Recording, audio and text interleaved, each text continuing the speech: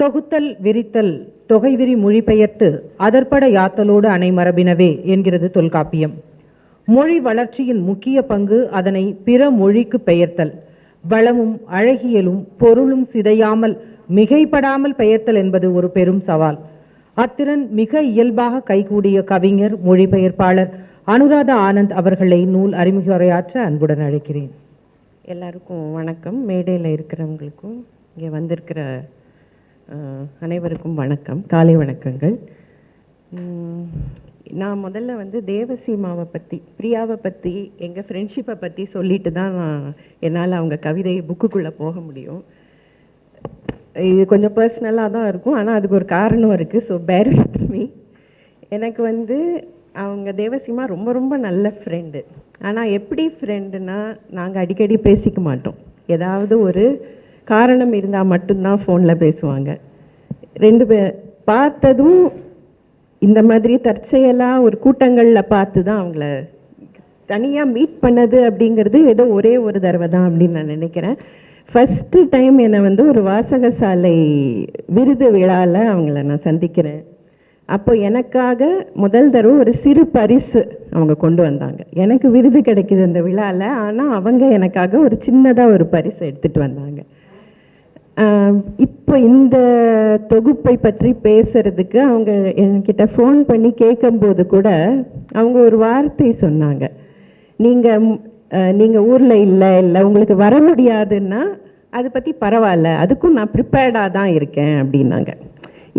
இந்த ஒரு தன்மை இருக்குல்ல, நமக்கு ஒரு ஸ்பேஸ் கொடுப்பாங்க அவங்க. போன தடவையும் இது அவங்க வைன் என்பது குறியீடு அல்லாக்கு என்னை கூப்பிட்டாங்க. என்னால் வர முடியலன்னு சொல்லிட்டேன். ஆனால் அதுக்கப்புறமும் அந்த ஃப்ரெண்ட்ஷிப் அப்படியே தான் இருக்குது. இந்த ஸ்பேஸு, இந்த அண்டர்ஸ்டாண்டிங். நேத்தி கூட யார் கூடயோ பேசிகிட்டு இருக்கும்போது சொன்னாங்க, அன்கண்டிஷ்னலாக எதுவும் கிடையாதுன்னு. நேத்திக்கு நான் அதை ஒத்துக்கிட்டேன். எந்த ரிலேஷன்ஷிப், ஃப்ரெண்ட்ஷிப் எல்லாம் அன்கண்டிஷ்னலாக கிடையாதுன்னு வெயில் சொன்னார்னு நினைக்கிறேன். அதை நான் ஒத்துக்கிட்டேன். ஆனால் இன்றைக்கி எனக்கு என்ன தோணுதுன்னா, எங்கள் ரெண்டு பேருக்கும் உள்ள ஃப்ரெண்ட்ஷிப் ரொம்ப அன்கண்டிஷ்னல்.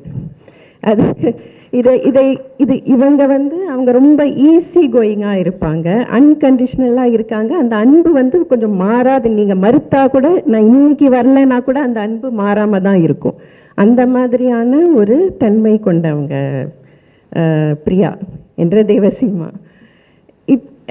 எனக்கு எதுக்கு இதெல்லாம் நான் சொல்கிறேன்னா, இந்த தொகுப்பில் உள்ள கவிதைகள் அத்தனையும் நான் படிக்கும்போது நான் அவங்கள பற்றி சொன்ன எல்லா விஷயங்களும் அவங்க கவிதையில் ரிஃப்ளெக்ட் ஆகிருக்கு. எனக்கு அப்படி தான் தோணுச்சு. அந்த கவிதைகளும் இதே மாதிரி தான் இருக்குது. ரொம்ப அழகிய பெரியவன் அவர்கள் சொன்ன மாதிரியே அரசியல் இருக்குது, ஆனால் முழக்கம் இல்லை அதில். அந்த அரசியலை எதையுமே வலிஞ்சு திணிக்கலை அவங்க. ஒரு ஒரு ஒரு லகுவான, ஒரு ஈஸியான ஒரு தன்மை இருக்குது அந்த கவிதைகளில். இதை நான் எப்படி பார்க்குறேன்னா, இந்த ஜெனரேஷன் இருக்குல்ல, ஜென் ஆல்ஃபா, ஜென்சி அப்படின்னு ஒரு ஜெனரேஷனை நம்ம சொல்கிறாங்கல்ல, இந்த தன்மைக்கு ஏற்ற மாதிரி இருக்குது இந்த கவிதைகள். ஆங்கிலத்தில் ஒரு வார்த்தை இருக்குது, இமீடியசி அப்படின்னு. இமீடியட் இல்லை, இமீடியசி அப்படின்னு ஒரு வார்த்தை இருக்குது. அப்படின்னா அது உங்களுக்கு தெரிஞ்சிருக்கலாம், ஆனாலும் நான் சொல்கிறேன். இமீடியசின்னா இந்த கணம் இருக்கு இல்லையா, எந்த டிலேயும் இல்லாமல், எந்த விதத்துலேயும் ஒத்தி போடாமல், இந்த கணத்தினுடைய ஒரு செயல்பாட்டை இந்த கணத்திலேயே சொல்கிறது. 10 நாள் கழித்து, 10 வருஷம் கழித்து பேசாமல். அது ரொம்ப ஒரு முக்கியமான ஒரு விஷயம். அவங்க கவிதைகளில் நான் அந்த இம்மீடியஸியை நான் ரொம்ப நிறைய பார்க்குறேன்.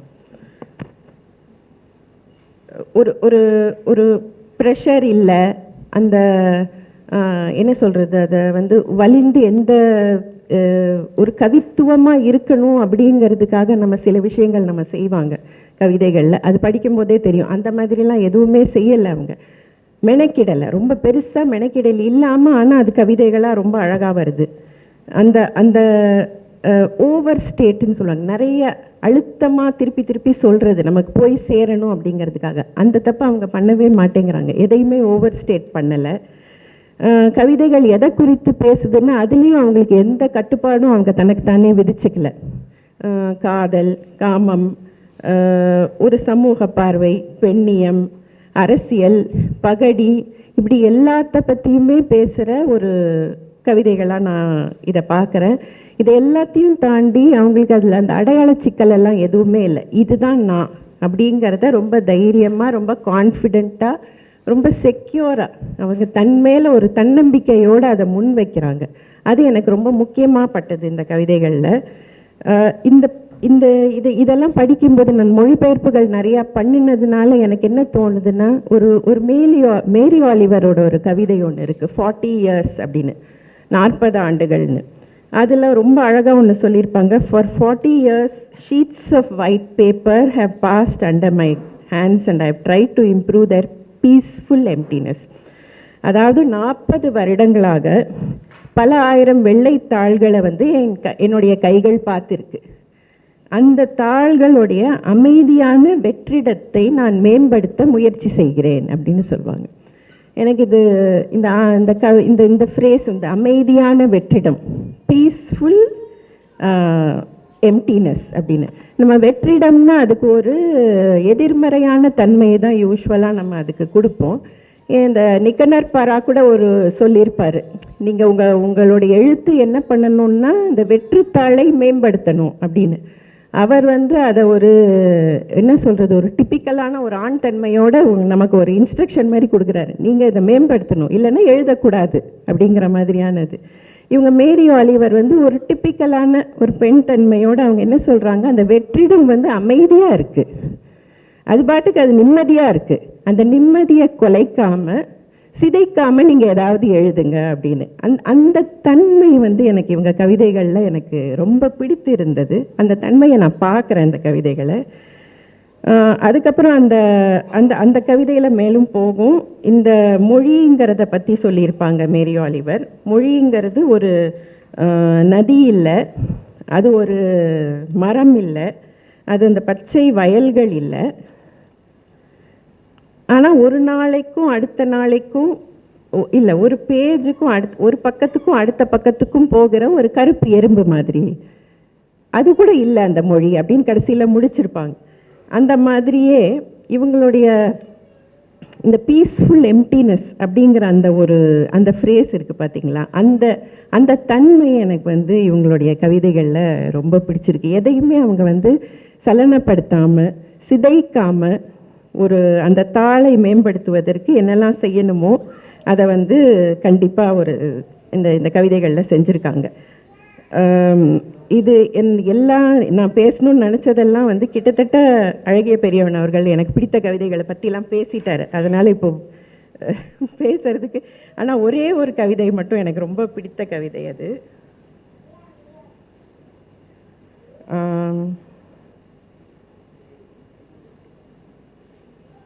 இடரடக்கல். அதை பற்றி நான் அவங்கக்கிட்ட ஃபோனில் கூட பேசினேன். இடரடக்கல் இசக்கிக்கும் சாத்தியமில்லை அப்படின்னு ஒரு கவிதை. அது வந்து ஒரு பெண் வந்து ஒரு புதுசாக ஒரு அலுவலகத்துக்கு போகிறாங்க. வேலை விஷயமா ஒரு பெண் புதுசாக ஒரு அலுவலகத்துக்கு போகும்போது அவங்களுக்கு வந்து ரெஸ்ட் ரூம் போக வேண்டியிருக்கு. அவங்க ஓய்வறைன்னு சொல்கிறாங்க, நான் கழிப்பறைன்னே சொல்கிறேன். ரெஸ்ட் ரூம் போக வேண்டியது இருக்குது. ரெஸ்ட் ரூம் எங்கே இருக்குது அப்படின்னு எந்த சைனேஜும் இல்லை.